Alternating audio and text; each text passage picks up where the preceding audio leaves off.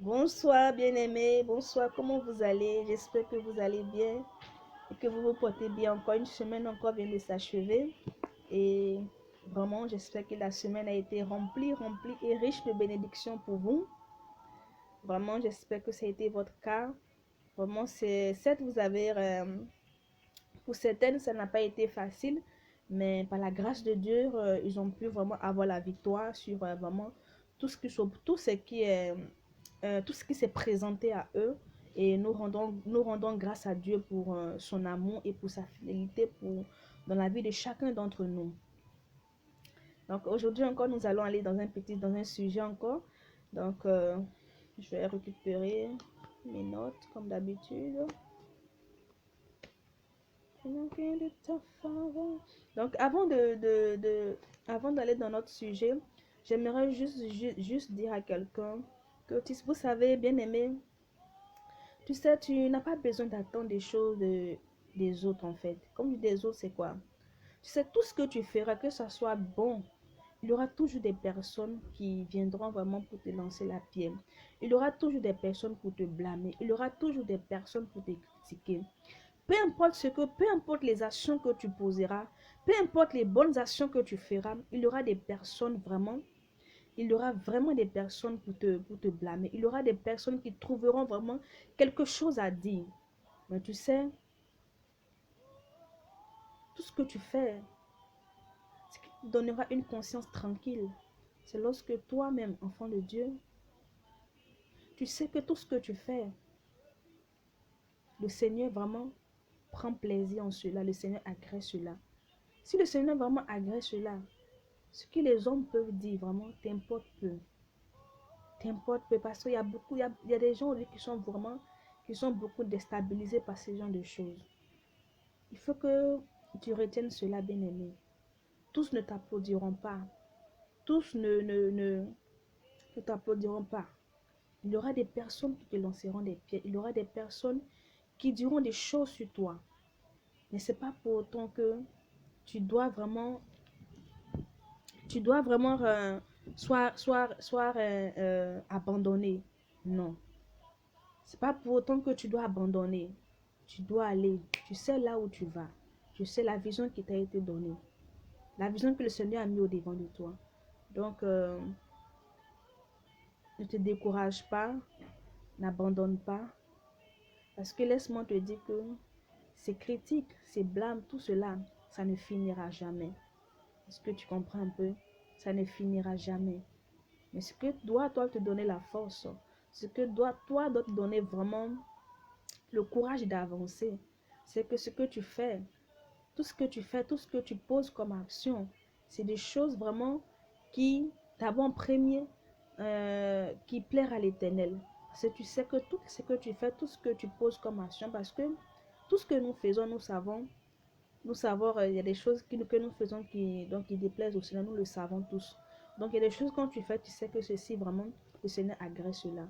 Et si tu sais que tout ce que tu poses comme tout ce que tu fais vraiment, euh, le Seigneur vraiment agrée cela, et que le Seigneur vraiment te donne la force, vraiment, et avec toi dans tout ce que tu fais. Ne te laisse pas abattre par tout ce que les gens peuvent dire autour de toi.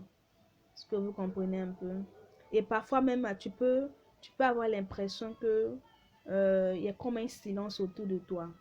Mais c'est pas parce que le Seigneur vraiment, il y a un silence autour de toi que le Seigneur vraiment n'agrée pas ce que tu fais. Vous savez, Bartimée criait, il criait, il criait, il criait, la foule était agitée. Mais je pense que Jésus savait ce qui s'est passé. Il savait ce qui s'est passé. Donc, vraiment, soyons encouragés sur ce point-là. Soyons encouragés sur ce point-là. Vous savez, le monde est rempli de le monde est rempli de méchanceté. Nous sommes dans un monde où vraiment la méchanceté vraiment a pris vraiment un certain niveau vraiment qui est disproportionné en fait. Sois encouragé et continue, ne t'arrête pas. Donc nous allons aller à notre sujet, on a pris assez de temps. Oh. Par ta grâce, Seigneur, on va aller rapidement. Comment aurais-je la victoire? Par ta grâce, Seigneur, comment aurais-je... Bon, nous allons aller dans le livre de Daniel au chapitre 4, au verset 27. Je lis la parole de Dieu. Il prit la parole et dit, n'est-ce pas la Babylone, la grande, que moi j'ai bâtie pour en faire une résidence royale? C'est par la grandeur de ma puissance et pour la gloire de ma majesté que j'ai fait cela. Au verset 28, cette parole était encore sur ses lèvres, ces paroles étaient encore sur ses lèvres, qu'une voix retentit du ciel. Roi Nebuchadnezzar, écoute ce qu'on te dit. Le pouvoir royal t'est retiré. Au verset 29, on te chassera du milieu des humains et tu vivras avec les bêtes des champs. On te nourrira d'herbes comme des bœufs. Tu seras dans cet état durant 7 années jusqu'à ce que tu reconnaisses que le Très-Haut est le maître de toute royauté humaine, qu'il accorde la royauté à qui lui plaît. Parole du Seigneur. Donc ici, pour ceux qui ne connaissent pas, on nous parle ici du roi Nebuchadnezzar, donc le grand roi de Babylone. Donc ici, Nebuchadnezzar vraiment était un puissant roi, vraiment, de par ses batailles et de par toutes ces guerres qu'il avait remportées, un peu ce que vous voyez un peu. Et là, un jour comme ça, il s'élève, rempli d'orgueil, d'arrogance, il prit la parole et il commença vraiment à s'exclamer de ce qu'il avait fait et que vraiment que ce royaume avait été construit de par ses mains, de par sa puissance. Est-ce que vous voyez un peu? Aujourd'hui, je vais nous parler un peu de l'arrogance et de l'humilité. Ce que l'arrogance peut faire et ce que vraiment une personne arrogante, ce qui peut lui arriver, et une personne humble aussi, ce qui peut lui arriver.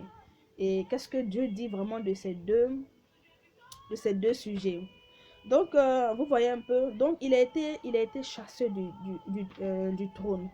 Il a été chassé par l'Éternel parce que il était une personne arrogante. La Bible nous dit non que dans le livre de Proverbes 29 au verset 23, l'orgueil d'un homme la baisse. Est-ce que vous comprenez un peu?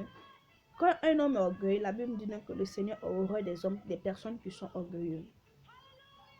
Il a horreur des personnes qui sont orgueilleuses. Et il y a des personnes aujourd'hui vraiment qui c'est vraiment triste. Mais moi, je mets de ça dans le cas de l'ignorance, en fait. Parce que la Bible déclare que mon peuple périt par manque de connaissances. Je pense que c'est le manque de connaissances qui permet à certaines personnes vraiment de le dire à qui veut l'entendre que je suis vraiment une personne très orgueilleuse. Moi, je suis très orgueilleuse. Tu es orgueilleeux sur quel point, mon frère bien-aimé? Parce que le Seigneur nous dit non qu'il a horreur des personnes orgueilleuses. C'est-à-dire que celui-là même qui est orgueilleux, il crée lui-même sa propre tombe. C'est-à-dire qu'il crée lui-même sa propre chute. Il y a des personnes aujourd'hui qui sont fières de le dire. Il le dit avec fierté. Et souvent quand j'entends cela, j'ai une tristesse en fait. Ça m'attriste. Je dis mais est-ce que ce bien-aimé, est-ce qu'il pèse les paroles? Est-ce qu'il sait de quoi il s'agit? Vous voyez un peu? Ici, Nebuchadnezzar n'a même pas fini même de parler que la réponse lui a été donnée immédiatement. Parce que le Seigneur, il a horreur de ces genres de personnes. De ces personnes qui sont remplies d'orgueil. De ces personnes qui sont remplies d'arrogance. De ces personnes vraiment qui pensent que vraiment la terre, vraiment tout leur appartient. Ils sont les maîtres de tout. Ils ont tout fait d'eux-mêmes. Est-ce que vous voyez un peu? Ils ont tout fait d'eux-mêmes. Ils sont hyper intelligents. Que c'est pas leur intelligence qu'ils ont pu atteindre cela. C'est parce que vraiment, oui, tu es intelligent, ça n'en disconvient pas. Mais vous savez, c'est Dieu qui bénit. C'est Dieu qui bénit. C'est Dieu qui bénit. Tu peux tu peux avoir des études. Tu peux faire des études, autant pour moi, veuillez m'excuser, tu peux faire des études, avoir des grands diplômes. Et puis, celui-là même qui n'a même pas vraiment, qui n'a pas assez de diplômes, qui n'a pas ce que toi-même tu as, est béni d'une façon exagérée. Est-ce que vous comprenez un peu? C'est pour dire que c'est Dieu qui bénit, c'est Dieu qui fait. Il fait grâce à qui il veut. Aujourd'hui, d'autres s'étonnent que euh, d'autres s'étonnent qu'aujourd'hui, leur situation vraiment, la situation dans laquelle ils étaient hier, aujourd'hui, les choses ne vont plus, tout s'est écroulé, ils ne comprennent plus, ils ont perdu le boulot, ils ne comprennent plus qu'est-ce qui se passe autour, vraiment tout. Mais parfois, nous oublions nos actions, nous oublions ce que nous faisons. On met tout sur le sorcier. Mais parfois, ça n'a rien à voir avec la sorcellerie. Mais c'est nous-mêmes, en fait. Si tu es une personne qui est remplie d'orgueil, une personne qui ne fait que parler de ça, qui ne fait que vraiment se montrer, une personne qui ne fait que vraiment mettre sur la table vraiment ce qu'elle a fait de bon, ce qu'il a fait de bon, une personne qui est vraiment, qui passe sa journée vraiment à parler de son parcours, à parler de lui et de lui, et de ce qu'il a fait de merveilleux, c'est une forme d'arrogance qui est cachée en fait. C'est une forme d'arrogance qui est cachée. Qui est cachée. Faisons très attention, bien-aimés. Faisons très attention. Vous savez, Dieu, il nous connaît. Il connaît notre cœur. Il connaît notre cœur. Parfois, on a tendance à dire non, qu'il y a des personnes, depuis que cette personne vraiment a eu une situation, la personne est devenue orgueilleuse, ou bien la personne est devenue orgueilleuse, ou bien depuis que vraiment financièrement ça va. Vous savez, l'argent ne change pas la nature de l'homme. L'argent révèle qui tu es véritablement. Est-ce que vous comprenez un peu? Elle révèle qui tu es véritablement. Parce qu'il y a des personnes aujourd'hui qui sont immensément riches. C'est pas pour autant qu'ils sont orgueilleux. Il y a des personnes qui sont immensément riches. À peine même, ils se cachent. À peine, ils se cachent même des gens. Donc, c'est pas du fait que tu aies l'argent qui t'a changé. C'est parce que toi-même, au fond, tu étais comme ça avant. C'est parce que au fond, tu étais comme ça. Et comme tu n'en avais pas, comme tu étais dans une situation vraiment précaire, dans une situation où tu étais en situation de faiblesse, tout cela est endormi en toi. Vous savez, c'est bien bon d'être béni. C'est bien vraiment que le Seigneur te bénisse, c'est bien. Mais s'il doit te bénir et qu'après toi-même tu dois tout ramener à la ruine, ça ne sert à rien. Ça ne sert à rien de par ton comportement, de ta manière de faire. Ta manière de faire. Et on se tourne que vraiment, on ne sait pas ce qui nous arrive.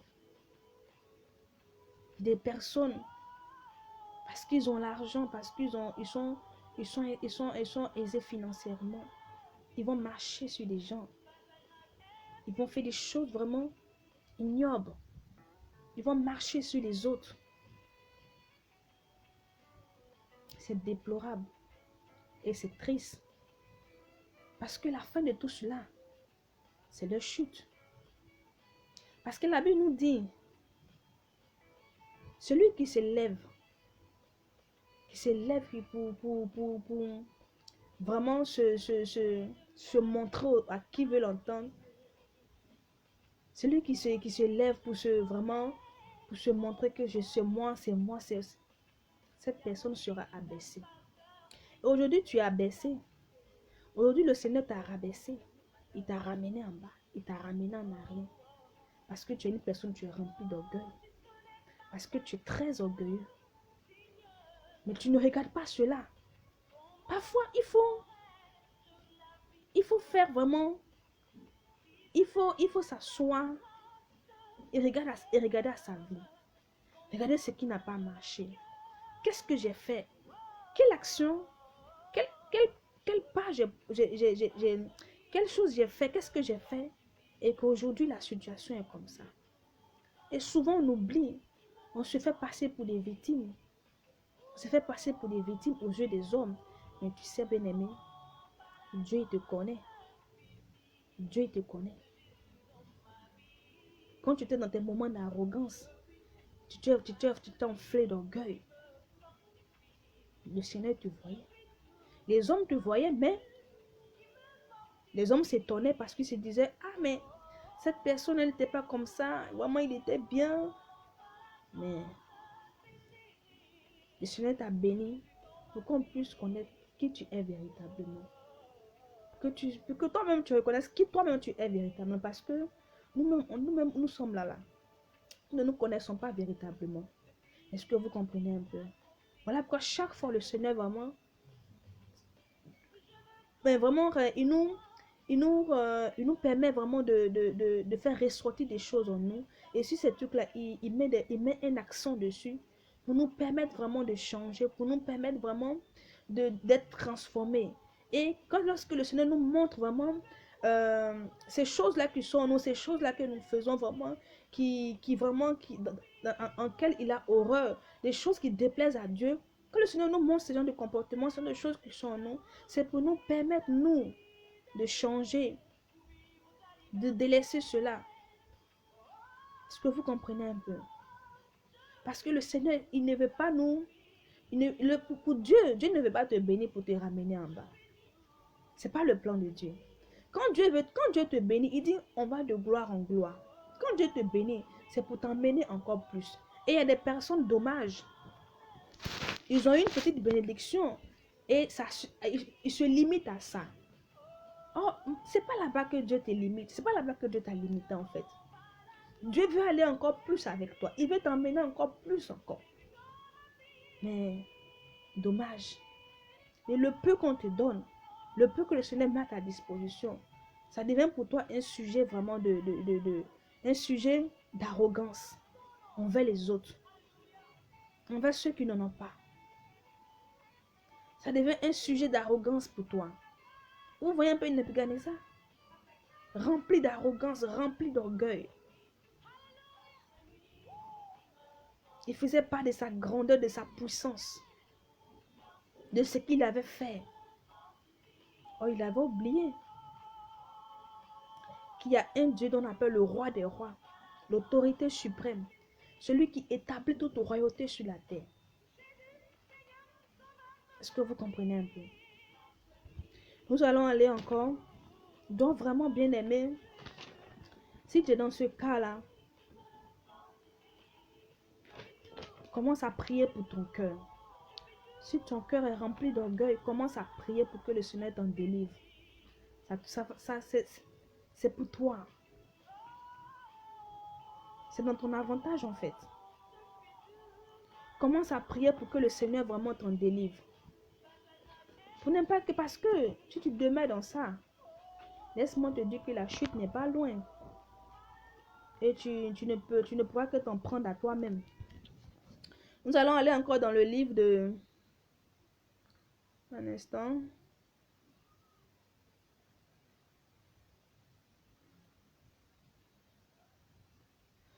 Nous allons aller dans le livre de Genèse. La Genèse au chapitre 33. Je lis la parole de Dieu. Au verset 1er. Jacob regarda droit devant et aperçut Ésaü qui arrivait avec 400 hommes. Alors il répartit les enfants entre Léa, Rachel et les deux servantes. Au verset 2, il plaça en tête les servantes et leurs enfants, puis Léa et les siens derrière eux, et finalement Rachel et Joseph. Au verset 3, lui-même passa devant, il se prosterna 7 fois jusqu'à terre, avant d'arriver devant son frère. Ésaü courut à sa rencontre, le prit dans ses bras, se jeta à son cou et l'embrassa.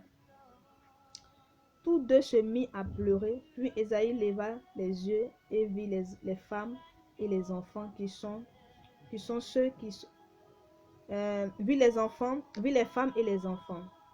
Maintenant, Ésaïe leur dit, qui sont ceux qui sont là avec toi? Demanda-t-il. Jacob répondit, ce sont là les enfants que Dieu, dans sa grâce, a donnés à ton serviteur. À ton serviteur.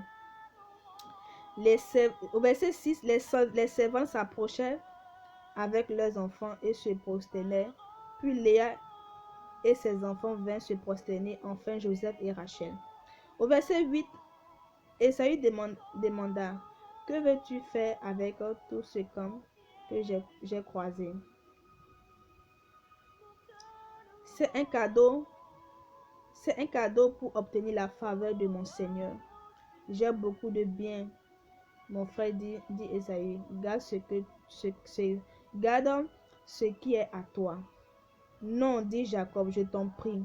Si j'ai obtenu ta faveur, accepte mon présent, car je t'ai vu en face comme on regarde la face de Dieu et tu m'as accueilli favorablement.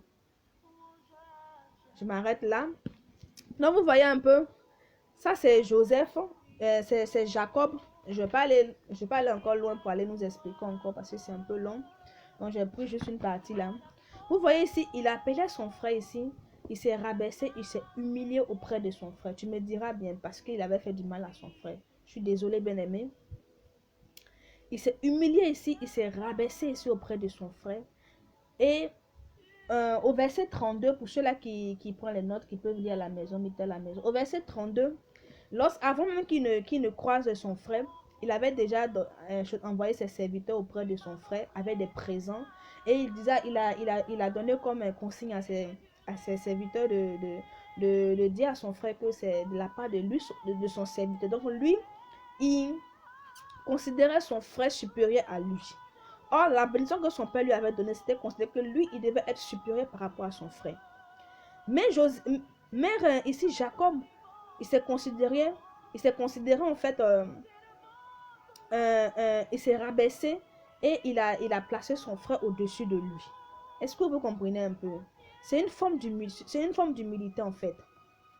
C'est une forme, malgré toutes les richesses qu'il avait, et même avant même de croiser son frère, parce que c'est au cours de la nuit, avant de rencontrer son frère, il a livré bataille avec le Seigneur, avec le Seigneur.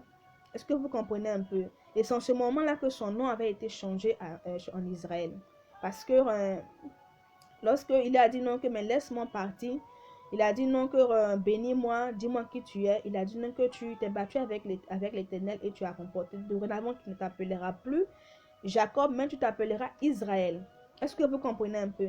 Mais ça n'a pas donné vraiment, je peux dire, des airs ou bien à Jacob de se dire non que, amen. Et puis même, ce que nous devons comprendre, c'est que c'est le Seigneur même qui a dit à Jacob de partir, de retourner à la maison de son père. Vous voyez un peu. Donc, ce qui signifie qu'il avait l'approbation de Dieu. Mais hormis cela, il s'est humilié. Le Seigneur lui a dit non, que va dans la maison de ton père, retourne. Mais le Seigneur savait qu'il avait son frère là-bas qui l'attendait. Son frère avec qui il avait fait le faux coup qu'il attendait là-bas. Mais la main de Dieu était sur lui parce que même quand son beau-père le poursuivait, le Seigneur s'est révélé à son peuple pour dire non, que si tu le touches, tu verras ce que je te fais. Tu vois, non? Vous voyez un peu. Donc, ce qui signifie que Dieu était avec lui. Mais malgré que Dieu était avec lui, il ne sait pas vraiment, il n'a pas pris des airs. Il n'a pas pris des airs. Il s'est humilié. Il s'est rabaissé auprès de son frère. Il dit, mon Seigneur. Vous savez, quand je commence à méditer dessus, au fur et à mesure, j'ai dit, mais waouh, c'est pas possible. Mon Seigneur, mon Seigneur. Il s'est humilié, il s'est rabaissé. Il s'est rabaissé auprès de son frère. Il a considéré son frère inférieur à lui.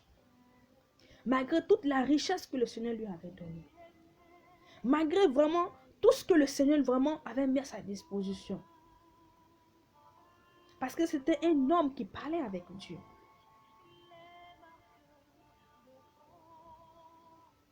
Mais ça ne lui a pas donné des airs. Malgré tout cela, il s'est humilié devant son frère. Il s'est rabaissé. Il a été humble. Un homme humble.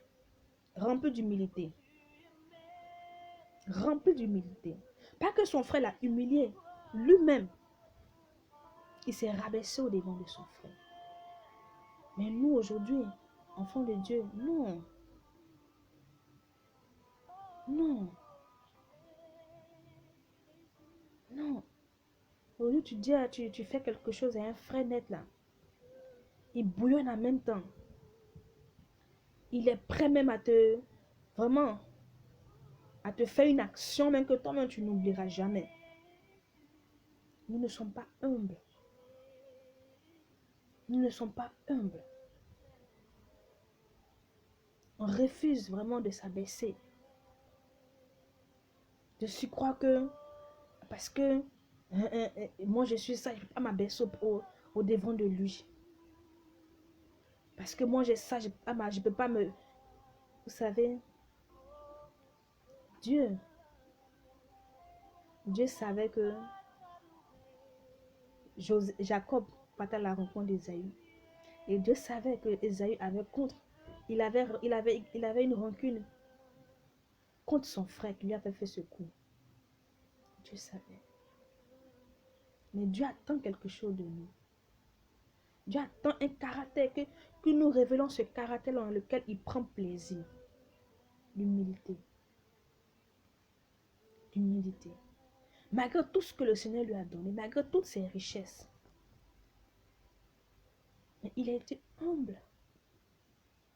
Est-ce que toi tu es humble, bien-aimé? Est-ce que tu es humble? Aujourd'hui, il y a beaucoup de personnes qui ne sont pas bénies parce qu'ils ne sont pas humbles. On pleure pour la bénédiction, on pleure, Seigneur, bénis-moi. Mais est-ce que tu demandes au Seigneur vraiment de corriger ton cœur? Est-ce que ton cœur est prêt pour la bénédiction? Est-ce que ton cœur est prêt pour la bénédiction? Parfois, nous oublions ce qui est le plus important. Ce n'est pas que tu sois béni. Parce que la bénédiction, il te l'a déjà donné.